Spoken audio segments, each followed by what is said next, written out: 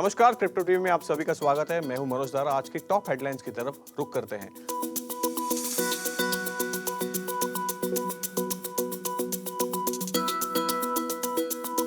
Mining giant BHP group के corporate concentrate में $30 million का पहला ब्लॉकचेन ट्रेड कंप्लीट किया।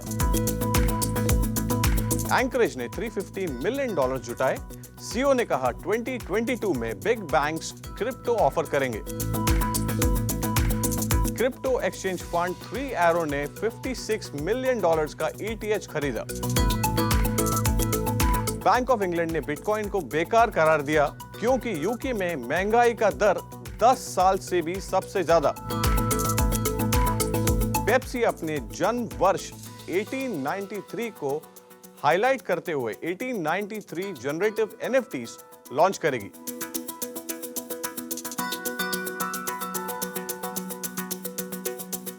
Monstera free to play to earn model के माध्यम से मौजूदा NFT गेमिंग प्रॉब्लम सॉल्व करेगी। एपजोन ने नाइजीरिया में जोन स्विच लॉन्च किया। एक्सपेंड अब भारत, बांग्लादेश, इंडोनेशिया, मलेशिया और फिलीपींस में यूजर्स को उनके क्रिप्टो एसेट्स खर्च करने देगा। ताइवान के HTC ने NFT प्लेटफॉर्म लॉन्च किया। 17 दिसंबर को होगी नीलामी।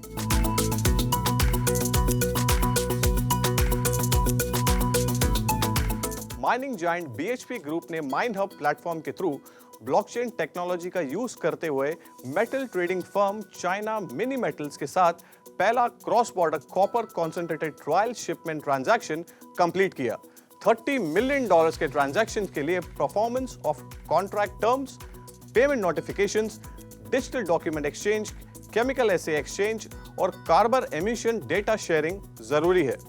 हालांकि कंपनी ने शिपमेंट के डेस्टिनेशंस को डिस्क्लोज नहीं किया, लेकिन नोट किया कि 2022 की शुरुआत में सॉल्यूशंस को एक्सपांड करने का प्लान है। माइनहब ने यह भी हाईलाइट किया है कि ब्लॉकचेन डिप्लॉयमेंट का गोल कॉपर कॉन्सेंट्रेट की सेटलमेंट प्रोसेस के कंसर्न्स को रिजॉल्व करना है। इसके उद्देश्य high processing cost, complex pricing mechanism के साथ एरर्स और फ्रॉड की वल्नरेबिलिटी जैसे चैलेंजेस को एड्रेस करना है। एक रिपोर्ट के अनुसार fast growing crypto storage firm Anchorage ने assets management giant KKR, Goldman सैक्स और दूसरी कंपनी के $350 मिलियन जुटाए हैं। अब एंकरेज की वैल्यूएशन बढ़ गई है $3 बिलियन तक। एंकरेज के CEO डियोगो मोनिका ने अपनी क्रिप्टो ऑफरिंग्स को एक्सपांड करते हुए कहा कि कंपनी अपने क्लाइंट्स की सहायता के लिए सीरीज डी फंडिंग का यूज करेगी, जिसमें बिग बैंक्स और कॉर्पोरेशंस शामिल होंगे। जनवरी में फेडरल बैंक्स कॉन्ट्रैक्ट रिसीव करने वाली एंकरेज फर्म ने कहा कि रीसेंट ऑर्डर की जीत एज कस्टडी अरेंजमेंट स्टार्ट हुई, जहां कंपनी डिजिटल एसेट्स को स्टोर करती है, लेकिन ग्रेजुअली इसमें स्टेकिंग जैसे सर्विसेज को भी शामिल किया जा रहा है, जिसमें एसेट होल्डर्स रिवॉर्ड्स के लिए कॉइन्स और टोकन्स को लॉक कर देते हैं। एक रिपोर्ट के मुताबिक crypto hedge fund 3 Arrow capital ने मार्केट में गिरावट के बाद $56 मिलियन वैल्यू के 14,833 ETH खरीदे हैं। अर्लियर 3 Arrow के CEO ने ट्विटर पर पब्लिक ETH को थ्रैश किया था, लेकिन उनके ट्वीट को वाइडस्प्रेड अटेंशन मिलने के बाद उन्होंने तुरंत अपनी पोजीशन बदली और कहने लगे कि वो इथेरियम और उससे जुड़ी सभी पहलुओं को काफी पसंद करते हैं।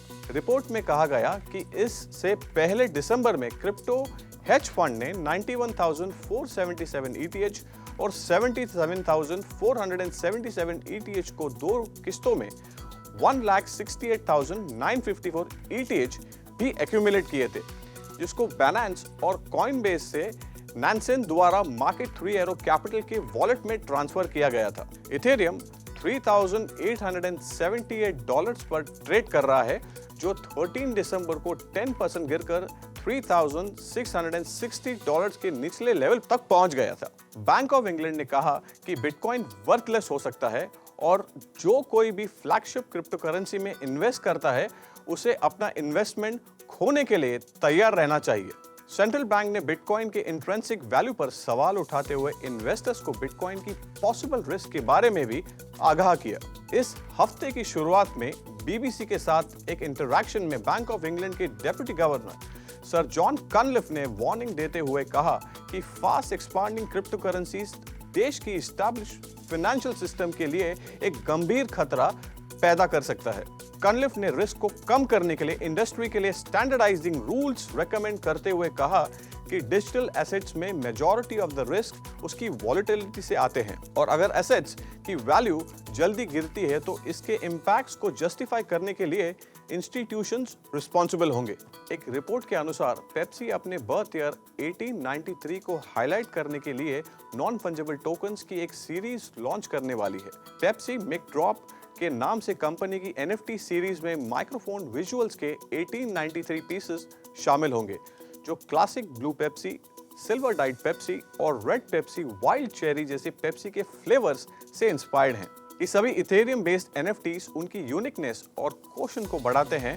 एक एल्गोरिथम द्वारा रैंडमली जनरेट की गई इंटरेस्टेड लोगों को NFT मिंट करने की परमिशन देने से पहले पेप्सी के वेटिंग लिस्ट पोर्टल पर खुद को वेरीफाई करना होगा। हालांकि ये NFTs फ्री में मिंट की जाएंगी, लेकिन मिंटर्स को इथेरियम ट्रांजैक्शंस को फैसिलिटेट करने के लिए गैस फीस पे करनी पड़ेगी। NFTs ब्लॉकचेन पर बनाए गए और रियल वर्ल्ड से इंस्पायर्ड हुए डिजिटल कलेक्टिबल्स हैं। Binance smart chain and Terra networks पर बेस्ड एक dual chain gaming Monstera free to play to earn model के साथ एग्जिस्टिंग NFTs के गेमिंग इशू टैकल करेगा और गेमर्स को भी किसी फीस के फ्री में प्ले एंड अर्न करना अलाउ करेगा। Monstera farming land and properties, building और दूसरे प्लेयर्स के अगेंस्ट मॉन्जिन्स नाम के मैजिकल क्रीचर का यूज करके फाइटिंग करने वाली गेम है जिसे फैंटेसी वर्ल्ड में सेट किया गया है। ये गेम एक्सी इन्फिनिटी के गेम प्ले से इंस्पायर्ड है। इस गेम को इन्फ्लेशन को स्लो डाउन करने और बैलेंस इन गेम इकोनॉमी को सस्टेन करने के लिए एक इनोवेटिव डुअल टोकन मॉडल के साथ डिजाइन किया गया है, जहां यूजर्स मॉन्स्टेरा के साथ गेमिंग स्टार्ट करने के लिए कोई गैस फीस नहीं देते हैं। इसके बजाय वो अपने एसेट्स को NFT आइटम्स में कन्वर्ट करने की ट्रांजैक्शन फीस पे करते हैं। एक रिपोर्ट के मुताबिक अफ्रीकन फिनटेक सॉफ्टवेयर कंपनी एपजोन ने नाइजीरिया में पेमेंट्स प्रोसेसिंग के लिए देश के पहले blockchain based platform zone switch launch किया है। जोन को एपजोन ग्रुप के एक यूनिट एपजोन स्विच ने डेवलप किया है।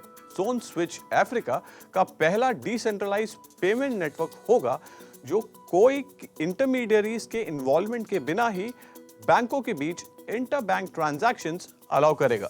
जोन स्विच के द्वारा इंडस्ट्री के प्लेयर्स के डिसेंट्रलाइज्ड नेटवर्क को एक्सपेक्ट कर सकते हैं जो हर अफ्रीकन कंट्री के बीच स्मूथ और इंस्टेंट पेमेंट को इनेबल करेगा। रिपोर्ट में कहा गया कि इंटर बैंक ट्रांजैक्शंस की प्रोसेसिंग और सेटलमेंट के ट्रेडिशनल तरीके सेंट्रलाइज्ड रेल के थ्रू होते हैं। इलेक्ट्रॉनिक फंड्स ट्रांसफर यानी कि EFT उन एस्टैब्लिश कनेक्शंस को ईच फाइनेंशियल इंस्टीट्यूशंस के साथ स्विच करता है, ट्रांजैक्शंस के सेंट्रल रिकॉर्ड मेंटेन करते हैं और ट्रांजैक्शन रिकॉर्ड्स के आधार पर सेटलमेंट एडवाइस भी सबमिट करते हैं। ताइवान के HTC के एक virtual reality brand HTC Vive ने एक NFT स्टोर लॉन्च किया है और 17 दिसंबर को स्टोर की आइटम्स के इनॉग्रल ऑक्शन होने वाला है। इस नए स्टोर के थ्रू कंपनी वाइवर्स को बिल्ड करना चाहती है। बेसिकली कंपनी वाइवर्स के थ्रू इमर्जिंग मेटावर्स स्पेस में अपनी जगह बनाना चाहती है। HTC के वाइवर्स का एक गोल रियल और वर्चुअल वर्ल्ड के बीच एक बैरियर को तोड़ना है।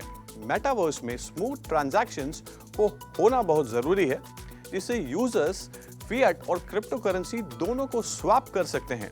फ्राइडे को होने वाले ऑक्शंस में आर्ट नोव्यू क्लासिक्स बाय चेक मास्टर अल्फांसो मुका की NFTs शामिल होंगी। आज के हेडलाइंस में इतना ही। देखते रहिए crypto TV. I am Manoj Dara signing off. Thank you so much.